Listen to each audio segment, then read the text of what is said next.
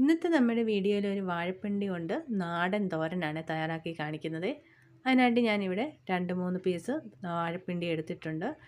ഇതിൻ്റെ നൂലൊക്കെ ഒന്ന് വലിച്ചിട്ട് നമുക്കിത് ചെറുതായിട്ടൊന്ന് അരിഞ്ഞെടുക്കണം. അപ്പോൾ ഞാൻ വാഴപ്പിണ്ടിയെല്ലാം അരിഞ്ഞെടുത്തിട്ടുണ്ട്. അപ്പോൾ വാഴപ്പിണ്ടിയുടെ കറ കളയാനായിട്ട് നമുക്ക് കുറച്ച് വെളിച്ചെണ്ണ അതുപോലെ തന്നെ ഒരു നുള്ളു ഉപ്പും കൂടിയിട്ട് നന്നായിട്ടൊന്ന് തിരുമ്മി ഒരു 5 മിനിറ്റ് നമുക്ക് മാറ്റി വെക്കാം.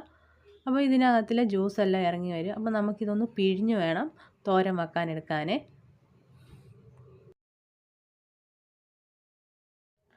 വാഴപ്പിണ്ടിയെല്ലാം നന്നായിട്ട് ഞാൻ പിഴിഞ്ഞെടുത്ത് മാറ്റി വെച്ചിട്ടുണ്ട്. ഇനി നമുക്കിതിന് വേണ്ടുന്ന അരപ്പൊന്ന് തയ്യാറാക്കിയെടുക്കണം. അതിനായിട്ട് ഞാൻ കുറച്ച് തേങ്ങ തിരുമ്മി എടുത്തിട്ടുണ്ട്. അതിലേക്ക് കുറച്ച് കറിവേപ്പില ഇട്ട് കൊടുക്കുന്നുണ്ട്.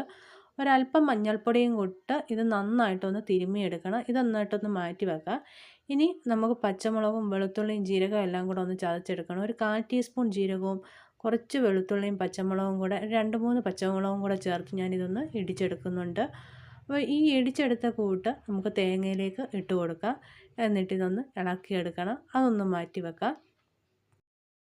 ഇനി ഒരു ചീനച്ചട്ടി അടുപ്പത്ത് വെച്ചെടുക്കുക. അതിലേക്ക് കുറച്ച് വെളിച്ചെണ്ണയാണ് ഞാൻ ഒഴിച്ചു കൊടുക്കുന്നത്. വെളിച്ചെണ്ണ ഒന്ന് ചൂടായി വന്ന സമയത്ത് കുറച്ച് കടുക് ഇട്ടൊന്ന് പൊട്ടിച്ചെടുക്കണം. ഇനി അതിലേക്ക് കുറച്ച് ഉള്ളി അരിഞ്ഞതും കൂടെ ഇട്ട് കൊടുക്കുന്നുണ്ട്.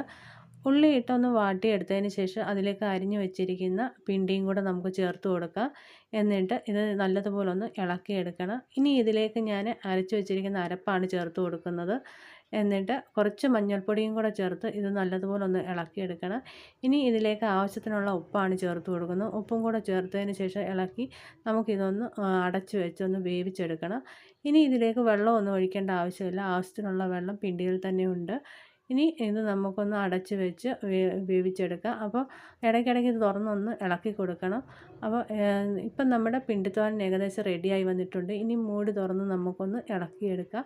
ഇനി ഇതിലെ വെള്ളമെല്ലാം വറ്റിച്ച് നമുക്ക് തോരൻ റെഡിയാക്കിയെടുക്കാം. അപ്പം നമ്മുടെ പിണ്ടിത്തോരൻ ഇവിടെ റെഡിയായി കഴിഞ്ഞു.